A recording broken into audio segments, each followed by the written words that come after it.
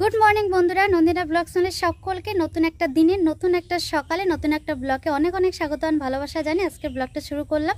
তো আশা করছি সকলে খুব ভালো আছে, সুস্থ আছে। তোমাদের ভালোবাসা ঠাকুরের আশীর্বাদে আমরা অনেকটাই ভালো আছি। তো আজকের ব্লগটা একটু লেট করেই শুরু করলাম। তো সকালবেলা বৃষ্টি হয়েছিল, যার জন্য আজকে সব কাজকর্ম করতে অনেকটাই লেট হয়ে গেল। তো ব্লগটাও আর কি শুরু করতে লেট হয়ে গেল। তো সকালবেলা বৃষ্টি হলো, এখন দেখো একটুখানি রৌদ্র উঠেছে, একটু মানে ভালোই বেশ রৌদ্র উঠেছে আর কি, গরম লাগছে। তো আজকে সকালবেলা রান্না বান্না নেই, তোমাদের দাদাভাই সকাল সকাল টিউশনে চলে গেছে। তো আমি সকাল সকাল মানে লেট করে উঠেছি যেহেতু, তো উঠে ঘরদোরগুলো ঝাঁট দিয়ে নিয়ে সোনা বাবাকে খাইয়ে ঠেয়ে ঘুম পাড়িয়ে দিয়েছি। তো দিয়ে সোনা বাবাকে খাওয়ানোর পর একটু দুধ ছিল, ওইটাতে আমি একটু ছাতু নিয়ে সকালের ব্রেকফাস্ট করে নিয়েছি। মাকে বললাম দুধ দিয়ে চিড়া খেতে। আর তোমাদের দাদাভাইয়ের জন্য রয়েছে হচ্ছে পান্তা ভাত। তো মশাই তো শুধু শুধু পান্তা ভাত খাবে না, তার জন্য লাগবে বাটা। বলে গেছে টিউশনে যাওয়ার সময় যে আমার জন্য একটু বাটা করে রাখতে। তো এই বাটা করব হচ্ছে চাম ঘাসের পাতার। তো ওই পাতা নিতে আর কি আমাদের সবজি বাগানে চলে আসলাম। এখানে অনেক গাছ রেখে দিয়েছি বাটা খাওয়ার জন্য।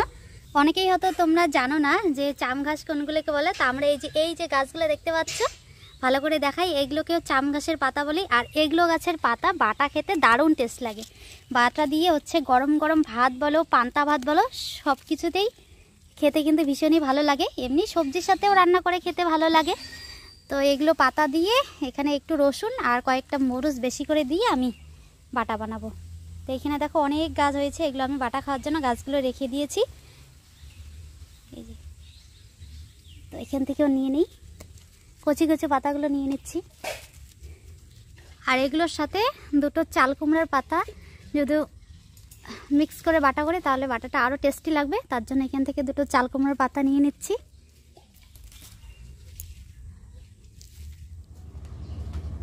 তোমাদের দাদাভাই টিউশন পড়িয়ে একবার এদিকে দেখো এই যে বাজার করে নিয়ে আসলো। আজকে দেখা যায় বাজার গরম। যখন টাকা পয়সা হাতে কম থাকে তখন বাজার গরম করেই খরচা করতে হয়, কারণ বারবার বাকি চাওটা ঠিক না। একবারে বাকি চাও, একবারে যাস নিয়ে নাও, বারবার গেলে কিন্তু দিবে না, তাই না? আজকে অনেক বাজার করে নিয়ে আসলো তোমাদের দাদাভাই। আর কি যেন বলে, আর এই যে তোমার ফেভারিট কচু, ছোলা কচু। আজকে গামলাটা আবার গোলাপি কালারের গো, ভালোই লাগতেছে, সেই চকচকা লাগতেছে। কি মাছ আনছো?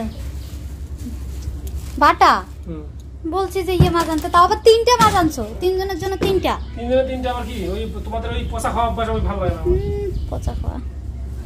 পাতাগুলো একবারে ধুয়ে নিয়ে আসলাম। তো এবার চলো তাড়াতাড়ি করে বাটাটা বানিয়ে নেই।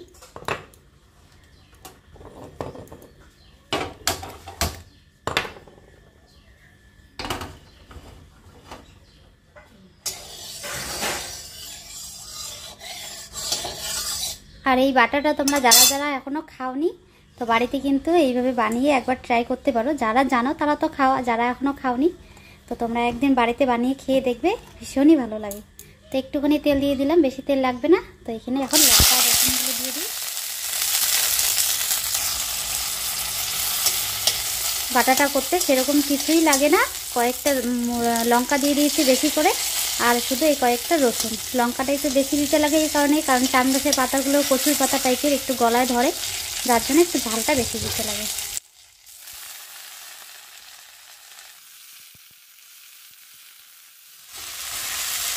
তো এখন শুধু এখানে একটু লবণ দিয়ে দেবো, আর কিছু দিতে লাগবে না।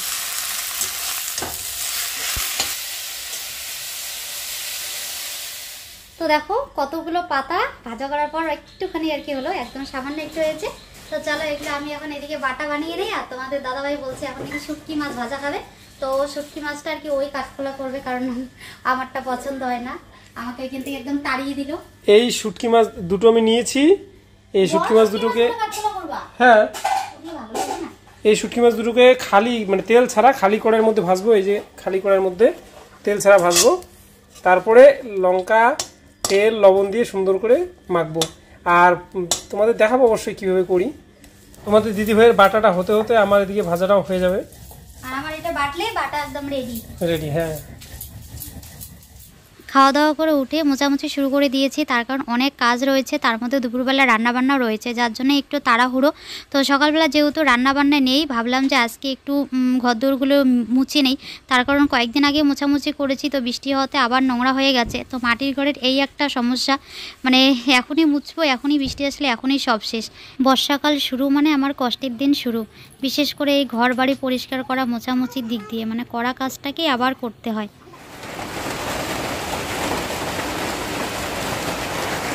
মুছবো না আর ব্যায়াম টাকা মেজাজটাই গরম হয়ে গেল, আমার ভালো লাগে না। তোমাকে তো আমি বলছি যে বর্ষাকালে এইভাবে মোছামুছি করা যাবে না। কি সুন্দর রোদ্র উঠছিল, কোথা থেকে যে বৃষ্টি আসলো ভালো লাগে না, মাথাটাই নষ্ট হয়ে গেল। ঘরটা তো ঠিকই আছে, ঘরটা লেপেছো ভালো হয়েছে, কিন্তু এখন বাইরের যে অবস্থা হবে কি হবে এগুলো। এর জন্য আমার ভালো লাগে না, এর জন্য আমার শীতকালই ভালো লাগে। শীতকালটা আমার একদম একদিন শুধু মানে লেপাখোঁচা করে মানে বেশ কয়েকদিন আর কি মোছাটা থাকে, বেশ ভালো লাগে। আর এদিকে দেখো রান্নাঘরটা মুছে, শুধু এই ঘরটা মানে মুছতে আসলাম, এই মানে ঘরটা এখনো মোছা আমার ঠেকেইনি, শেষই হয়নি, তাতে এইদিকে একদম বৃষ্টি চলে আসছে। এর জন্য আমার ভালোই লাগে না বর্ষার দিন। এদিকটা লেপেছে, এই লেপে এখন এই যে দেখো কাঞ্চাগুলো একদম ধুয়ে গেল, বৃষ্টি আসছে আবার। ওইদিকে রান্নাঘরও লেপেছে, রান্নাঘরের কাঞ্চাও ধুয়ে যাচ্ছে। এদিকে উত্তর ঘরের বারান্দা লেপেছে, উত্তর ঘরের একই অবস্থা, ধুয়ে যাচ্ছে। তাও তো এখনো আরো বৃষ্টি আসলে, যে এখনো তো মোটামুটি আছে ভালোই।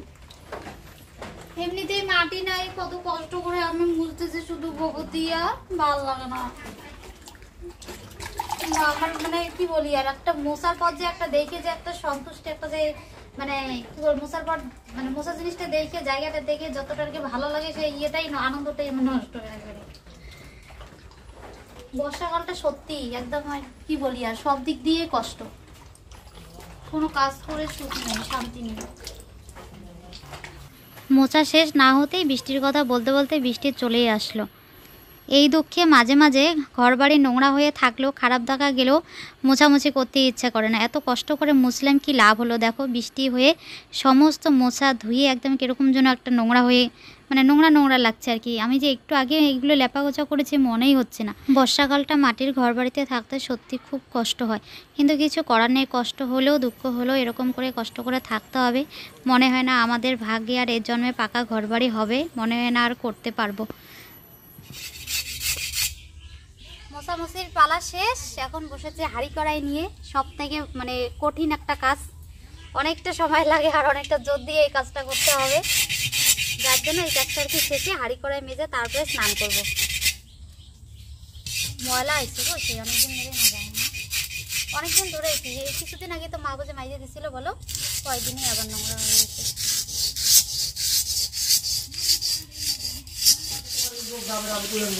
আজকে একদিনে এত কাজ করা হয়েছে, এখন এত খিদে লেগে গেছে, কারণ সকালবেলা ভারী কিছু খাওয়া হয়নি, হালকা কিছু খাওয়া হয়েছে। তোমাদের দাদাভাই তো পরে জোর করে একটুখানি তবু পান্তা ভাত দিল, নাহলে তো আরও এতক্ষণ বুঝি খিদে পুরো পাগল হয়ে যেতাম। তো এখন আর কোনো কাজ হাতে আসছে না। তো স্নান করে এদিকে তাড়াতাড়ি করে রান্না বসিয়েছি। তো যতই খিদে পাক, আমাদের মেয়ে মানুষের সমস্ত কাজ সামলে রান্না বান্না করে সবাইকে খাইয়ে দিয়ে তারপরে আর কি খেতে হবে। মানে এখন ইচ্ছে করছিল আর কি একদম সব কিছু যদি রেডি পেতাম, গফা গপ একদম খেয়ে নিতাম, এত খিদে পেয়েছে। তো যাই হোক, আজকে এদিকে কী কী রান্নাবান্না করছি। তো ভাত হয়ে গেছে, দেখো এই যে ভাতটা নামিয়ে নিয়েছি। তো এদিকে সবজি কাটা হয়নি এখনও। তো মাছটা তোমাদের দাদাভাই কেটে সুন্দর করে বেছে ধুয়ে টুয়ে রেখে দিয়েছে, একটা কাজ এগিয়ে দিয়েছে। যাই হোক, তো এইদিকে বসিয়েছি মাছ ভাজা, তো মাছটা উল্টে দিয়েছি। আর সেইদিকে হচ্ছে মাছের ঝোল হবে আজকে, আলু আর সাথে দিয়েছে একটুখানি ছোলা কচু, মানে সামনের একদম কচি দিকটা। সেরকম করে আর কি একদিন খেয়েছিলাম, ভালো লেগেছে মাছের ঝোল, তো আজকে একটু এরকম করে কেটে নিয়েছি। তো এই আলু আর ছোলা কচু দিয়ে মাছের ঝোল হবে, সাথে মাছের ঝোলের পেঁয়াজ আর হবে হচ্ছে মাছের ঝোলের পেঁয়াজ কেটে নিয়েছি। আর এই কাঁচা লঙ্কা পেঁয়াজগুলো চাল কুমড়া ভাজাতে দিব। চাল কুমড়া ভাজাটা অর্ধেকটা কাটা হয়েছে আর অর্ধেকটা এখনো হয়নি কাটা, এই যে রয়েছে এখানে। তো এগুলোই হবে আজকে রান্নাবান্না। তো চলো তাড়াতাড়ি করে রান্নাটা করে নিই। মাছ ভাজাটা হয়ে গেছে, মাছ ভাজা নামিয়ে রেখে এখন মাছের ঝোলটা বসাবো, বসিয়ে তারপরে ওইদিকে মশলা করে নিতে হবে। তো এইদিকে দেখো মশলা একদম রেডি করে নিতে নিতে আমার এদিকে মাছের কচু আর আলু ভাজা ভাজা হয়ে গেছে। তো চলো এবার মশলাগুলো দিয়ে একটু কষান করে ঝোলের জন্য জল দিয়ে দিই।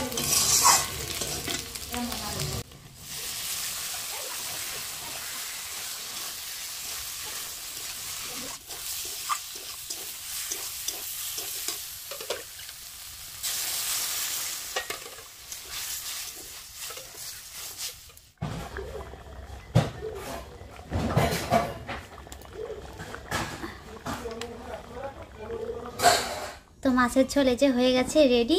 মাছের ঝোলে নামানোর আগে একটুখানি ধনেপাতা দিলাম। তো এখন এদিকে চলো চাল কুমড়োটা ভাজা করে নিই। আজকে চাল কুমড়ো ভাজাটা কালো জিরে দিয়ে করব, অন্য অন্য দিন পাঁচফোড়ন ফোড়ন দিয়ে করি, পেঁয়াজ কাঁচা লঙ্কা সাথে পাঁচফোড়ন। আর আজকে দেখো কাঁচা লঙ্কা কাঁচা পেঁয়াজ কুচি করে দিয়েছি আর একটুখানি কালো জিরে ফোড়ন দিলাম।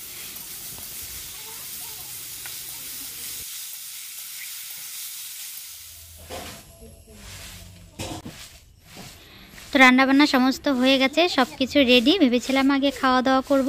তো এইদিকে তোমাদের দাদাভাইয়ের স্নান কমপ্লিট হয়নি, তো মশাই এই মাত্র স্নান করে ঘরে গেল। তো এখন ফ্রেশ হচ্ছে, ফ্রেশ হয়ে আসবে। তো ভাবলাম এই ফাঁকে আমি এইদিকে উঠোনটা ঝাড় দিয়ে নিই, কারণ খাওয়া দাওয়া করে উঠে উঠোন ঝাড় দিতে একদমই ভালো লাগে না। আর তোমাদের দাদাভাই দেখো এদিকে যে ভাত বেড়ে রেডি করে নিচ্ছে।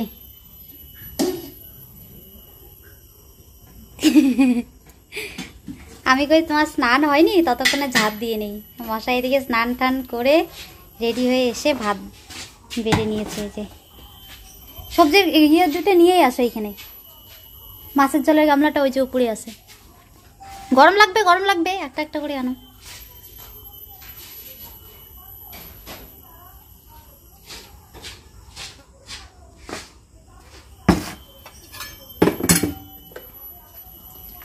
আজকে বেশি কিছু রান্না হয়নি, দুটো সবজি রান্না করেছি, চাল কুমড়া ভাজা আর রয়েছে এই যে মাছের ঝোল।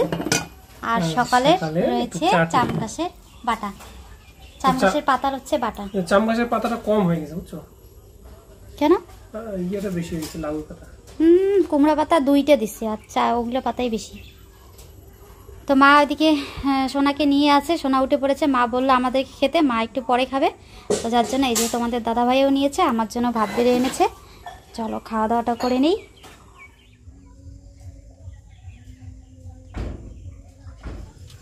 গরমের দিনে একটা জিনিস ভালো লাগে, সেটা হচ্ছে কি বলতো, এখন 6টা বাজে, তো এখনো কিন্তু সন্ধ্যা হয়নি। চারিদিকটা দেখো একদম ঝকঝকে পরিষ্কার, কত সুন্দর লাগছে।